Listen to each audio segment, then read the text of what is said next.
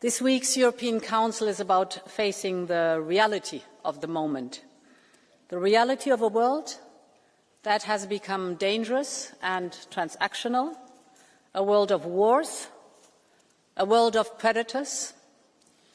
The reality of this world means we Europeans must defend ourselves and we must depend on ourselves.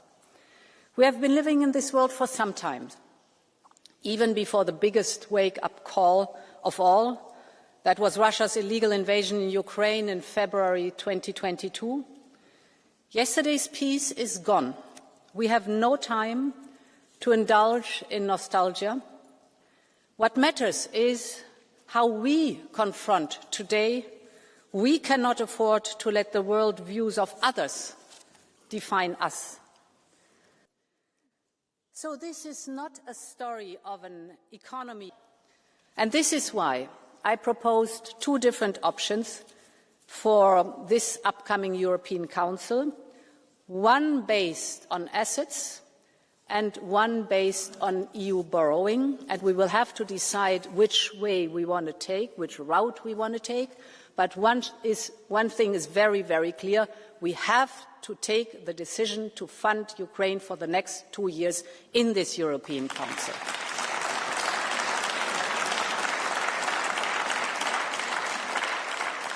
And we have already done one very important step. Last week we agreed on the sustained immobilization of Russian assets. And this is a decisive step that sends a very strong political message. It means that the Russian assets will remain immobilized until we decide otherwise, until Russia stops the war, and until Russia pays duly reparations to Ukraine for the damage that is done. And with the assets immobilized indefinitely, this is also about strengthening Ukraine's ability to secure a real peace, one that is just, one that is lasting, and one that protects Ukraine and Europe. Long live Europe. Thank you very much.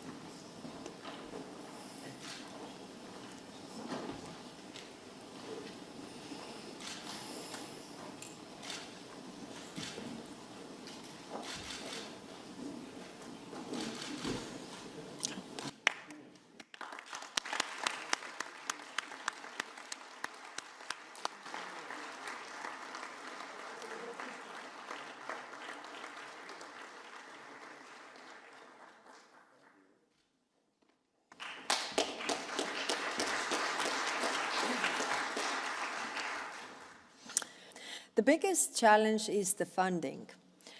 There are precedents that can inspire us. After Iraq's invasion of Kuwait, the United Nations Compensation Commission was able to use Iraqi oil revenues to pay reparations because a percentage of the oil sales went directly into the UN Compensation Fund. Russia is no less liable for the damage in Ukraine than Iraq was for the damage in Kuwait. But Russia will never voluntarily pay for the damage it has done. We already see the attempts to exclude reparations and, in fact, any form of accountability from the potential peace agreement. And this puts a huge responsibility on the international community, including the participants of this International Claims Commission. Together, we must stand up for the victims of this brutal war of aggression. If we do not, more will follow.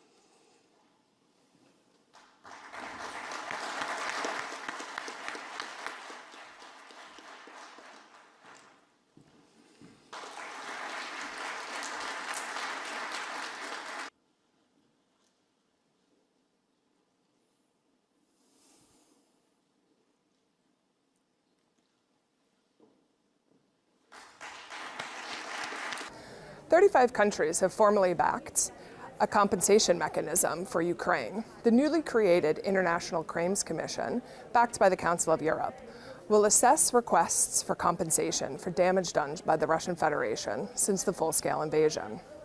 It's not yet clear where the funding for compensation will come from. Ukrainian President Volodymyr Zelensky wants Moscow to provide the funds. He is hopeful that the funding will be facilitated as part of a US-backed peace deal, which could be finished shortly.